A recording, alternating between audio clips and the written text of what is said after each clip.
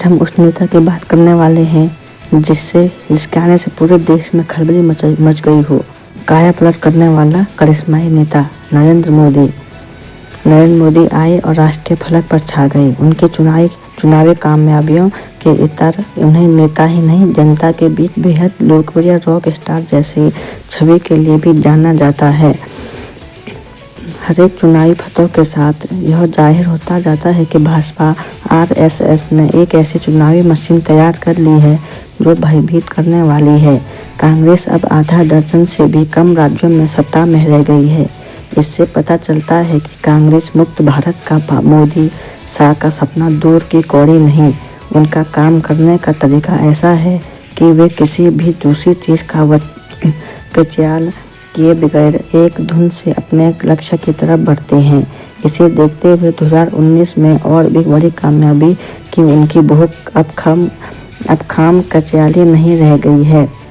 चुनावी अपराजिता में अड़िग भरोसे ने उनमें और ज़्यादा जोखिम लेने का माध्य पैदा कर दिया है। नवंबर 2016 में मोदी ने 500 रुपये और 1000 रुपये की नोटबंदी का नाटकीय ऐलान किया था। आर्थिक तौर पर यह भले विवादित हो रहा हो, पर यह उथल पुथल मचाने वाली सियासत भी थी जिसे उन्होंने अपनी पहचान बना लिया है। इस फैसले को काले धन पर जंग की तरह पेश किया गया, जिससे प्रधानमंत्री को नैतिक बढ़त और गरीबों की वाहवाही मिली। गरीबों का यही चुनाव क्षेत्र है जिसे मोदी खूब सोच समझ कर साधने में जुटे हैं। आलोचक मानते हैं कि मोदी का घमंड और हैकड़ी ही आखिरकार उनके पतन की वजह बनेगी। बड़े नीतिगत फैसलों से पहले पर्याप्त सलाह मशवरे की कमी ही धीरे धीरे उन्हें नीचे ले जाएगी। फैसलों और कामों का जितनी धूमधाम से ढिंढोरा पीटा जाता है, जमीन पर नतीजे भी उतने ठोस होने चाहिए। नौकरियों और खेती के संकट सरीखे सबसे अहम मुद्दों पर वादों का पूरा न होना अंततः मोहभंग की तरफ ले जा सकता है। गोरक्षकों का दुस्साहस और अल्पसंख्यकों के खिलाफ नफरत ज़्यादा अपराध सबका साथ और कानून व्यवस्था के नारों को खोखला कर सकते हैं। कश्मीर में खून खराबा नासूर बना हुआ है और चीन के साथ रिश्ते चिंताजनक पड़ाव पर हैं।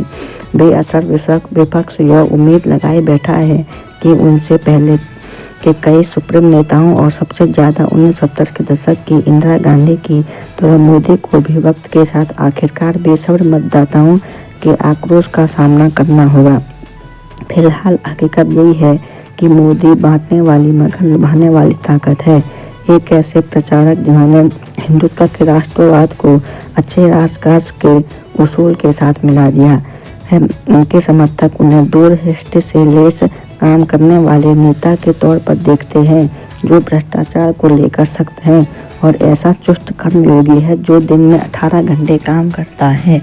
उनके आलोचक उन्हें फासिस्ट, अधिनायकवादी, हिप्नोटिस्ट यानी सम्मोहित करके भुलावे में डालने वाली शख्सियत के तौर पर देखते हैं जो समाज को तार और संस्थाओं को तहस नहस कर देगा और आखिरकार राज्य सत्ता पर कब्जा कर लेगा।